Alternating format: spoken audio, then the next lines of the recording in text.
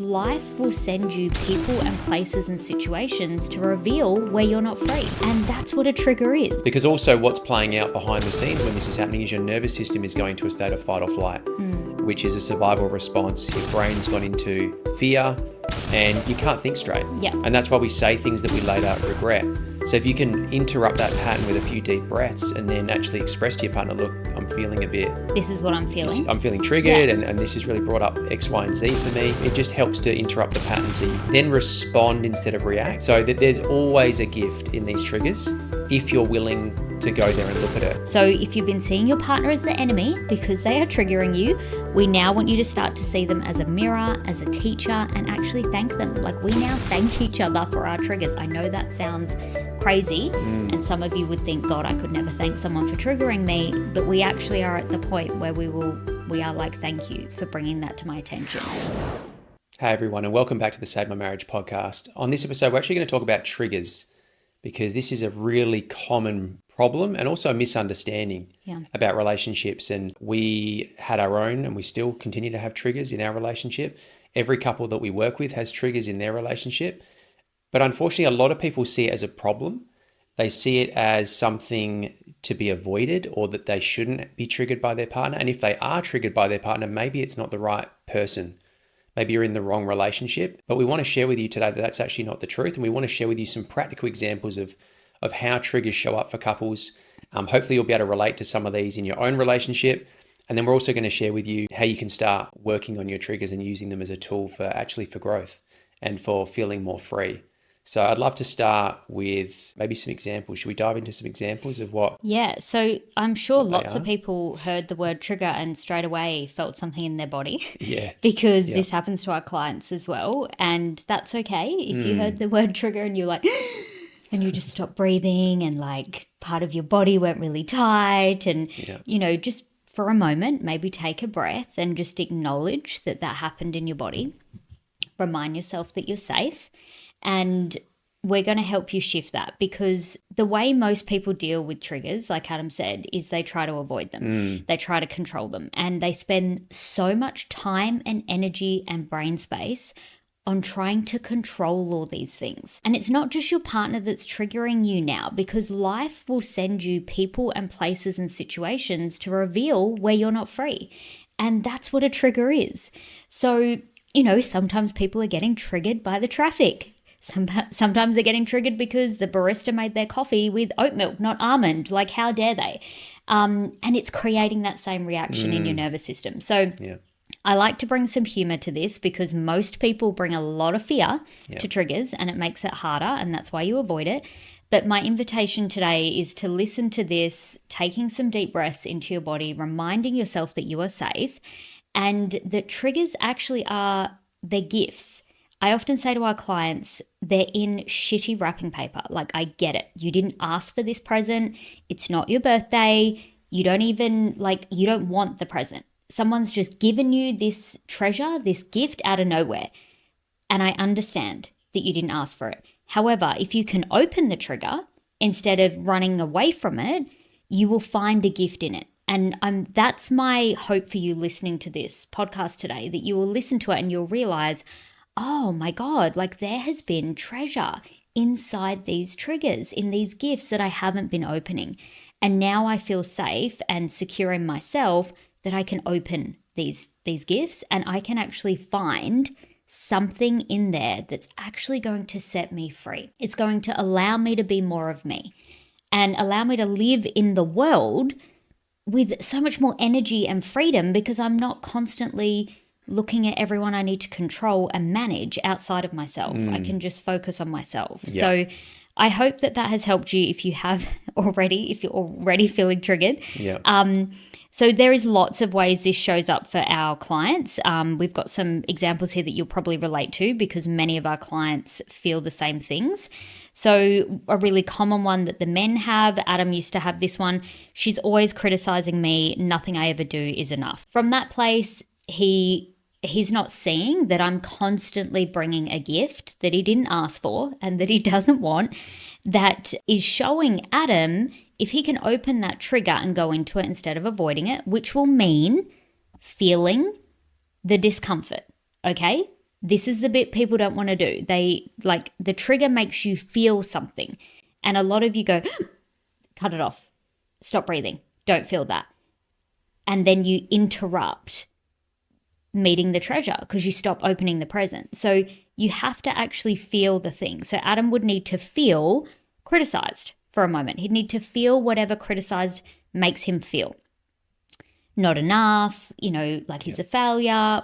They're the common things we hear. And that's not true. That's not who you are. It's a story that you're telling and you're attaching to the feeling. So just feel it. And then what will happen is you'll start to feel a bit of relief on the other side. And then you can actually ask yourself a more empowering question, a more helpful question, instead of, I need to control my partner and they're not allowed to criticize me. I mean, you can't control them. You can barely control yourself. So why would you even try? A better answer is, what am I believing about myself that makes me think I have to earn their love or earn their approval? Because if you're someone who's avoiding criticism, the deeper truth is you are looking for external validation. You're not validating yourself. And you're still constantly looking for external validation. And the gift in this is you're defining your worth by somebody else, which means you're never going to feel worthy. And this is a really amazing treasure to open because it likely started in your childhood. And it was similar for Adam. Yep. It's likely started in your childhood in how love was given to you. And probably you were told that you had to be a certain way, act a certain way in order to be loved. And then you're doing the same thing in your relationship now. So can you see, like, when you just let yourself feel the thing that you're avoiding, you can get closer to the treasure. And it's so healing. It's so freeing for yourself, not just the relationship. And I think a lot of men will relate to that one, but even some women. Definitely. And another really powerful one for the women, I hear this all the time. They get triggered because they're like, he's not doing enough and I feel alone in this. And I had the same trigger. Yep. And I was avoiding feeling unsupported. I was avoiding feeling like alone. It just was so scary to feel that. But when I let myself feel that, when I let Adam's actions of just sitting on the couch doing nothing trigger me and I stopped trying to avoid the trigger, I felt the trigger. And actually took some deep breaths and was like, I feel really alone. I feel like I'm carrying it all on my own. Again, that's a story. That's not the truth of what was actually happening. It's just a story. So I just felt the story and the feelings around it. Then I could ask myself, once I'd felt it, I felt a sense of relief. I realized, I didn't die. I can actually feel that. I'm not going to die. Yeah. And then I asked myself, well, where have I learned that asking for help is a weakness? Because that was what this trigger was showing me. I wasn't asking you for help. I was walking around the world and walking and interacting in our relationship every day like it was all on my shoulders. It was all up to me. I was all alone. And then that creates a feelings in my body and then behaviors when interacting with you that created problems in our relationship. And you were constantly just bringing that trigger right in front of my face to say, hey, babe, don't know if you noticed, you haven't been asking me for help. I was literally doing the opposite and acting like I didn't need you and then getting resentful at you for not helping me. Well, I needed to open that. And then I needed to ask myself, well, what would it feel like to actually express my needs from a place of worthiness, knowing that I deserve support and help, instead of like lack and trying to control, which was resulting in me feeling really alone. Yeah, that was huge. That was a real turning point in our relationship when you started to do more of that. Yeah. But this is what is possible when you actually feel the trigger. You feel it, that triggered me, and you can call it out. You can say, I feel triggered. And if it happens in the moment with your partner, that's what we do. Yep. That's the best way to do it. Instead of being awkward and funny about it, and what most couples do where they react and they blame the other person. They blame the other person and say something that they later regret. The best thing is actually to call it out. It'll give you a bit of space to take a deep breath, Because also what's playing out behind the scenes when this is happening is your nervous system is going to a state of fight or flight, which is a survival response. Your brain's gone into fear and you can't think straight. Yeah. And that's why we say things that we later regret. So if you can interrupt that pattern with a few deep breaths and then actually express to your partner, look, I'm feeling a bit... This is what I'm feeling. I'm feeling triggered and this has really brought up X, Y, and Z for me. Yeah. It just helps to interrupt the pattern so you can then respond instead of react. You can say something a little bit more constructive from a place of love rather than fear. Yeah, and the key here, and what we say to our clients when we teach them the trigger framework, is you have to take responsibility for your trigger. So many of you are acting like it's everyone else around you, but you have to understand that a sinking ship sinks because of the water inside the ship, not because of the water around it. Okay? Said another way, you cannot be triggered if you're not loaded.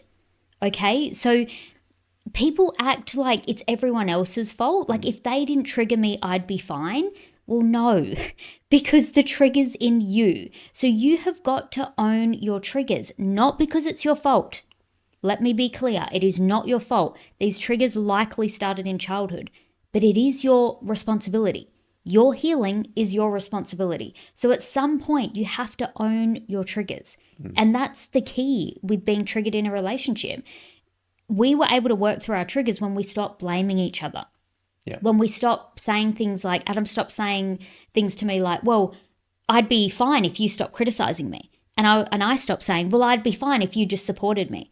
Well, no, that's the surface. You've got to go deeper because the trigger is in you. There's something you haven't looked at, likely from your childhood, a pattern that you haven't looked at. Mine was that I thought receiving support was weakness.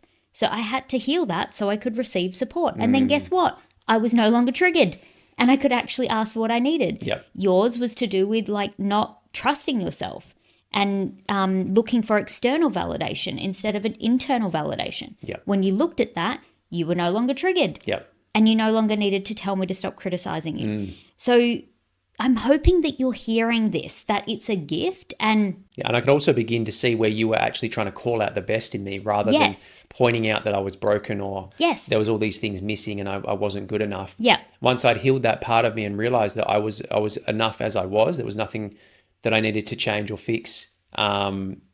This was just your experience of what was going on. Yeah. I was then able to feel safe in my own body to actually take the next step on my own growth journey. Yeah. So that there's always a gift in these triggers if you're willing to go there and look at it. What most couples do, like Aston said, is they just say, well, if you would just change and stop doing that and stop triggering me, we'll be fine. Yeah. But the only problem with that is you just keep both of you stuck and you're not going to move anywhere. Definitely. So the sooner that one of you at least recognizes that the trigger is within you and you take responsibility for that, you get curious about that and you try and make the connection as to where that's come from and you give yourself what you need, you give that younger part of you what it needs, you're going to be so much more free. So much more free. You can move on, you can create a better future and your relationship's going to get so much better. Yeah, and this translates to all relationships. So even if you think you're controlling the triggers with your partner, try controlling them with your toddler. And then your teenager, you know, or your work colleagues, or your boss, or your employees, or your mum, or your dad. Like, I hope you're hearing me that, like, if it's not your partner triggering you, it's somebody else. Yeah. So or the news, like anything. Literally, we are so sensitive to all these triggers, and it's because we avoid them, and we avoid feeling what these triggers bring up. So, you know, this is something we work on a lot with clients in Save My Marriage School. It's really the first step of the work we do with couples because we've realized that it is the deepest core work that has the biggest benefit. So when couples come and work with us, it's usually where we start. We identify what their biggest triggers and blocks and wounds are. We work through that stuff and then we layer on all the relationship skills and they work so much better once we've healed those younger parts of ourselves. But if you're listening to this and you want to know where to start, like you're starting to receive what we're sharing, you're having a bit of a perspective shift, you may be realizing, okay, I have been avoiding triggers and I'm exhausted. I'm emotionally exhausted because it's a full-time job managing those triggers and avoiding them. And you're opening to the idea of feeling them, opening these presents, these treasures, and seeing the gifts in them, then what you can start to do is start to ask yourself these questions. So you might want to think about a time when your partner has triggered you. The first thing you want to do is let yourself feel it. So notice in your body where you feel the trigger. You know, is it in your chest? Is it in your throat? And just go into it and welcome the feeling. Not to fix it and not to get rid of it, because it won't feel good if you're punishing yourself in this process. You want to be loving and compassionate and just welcome the feeling. If you need to cry, scream, whatever. If you need to get the feeling out, if you need to get angry at the air, do that. Don't project it onto your partner or anyone else. Just get in a safe space and start to process it. Then you want to ask this part of yourself, wherever it is inside of you that you feel this trigger, you want to ask, what is this trigger revealing about what I haven't accepted in myself yet? Because almost every trigger is pointing back to you.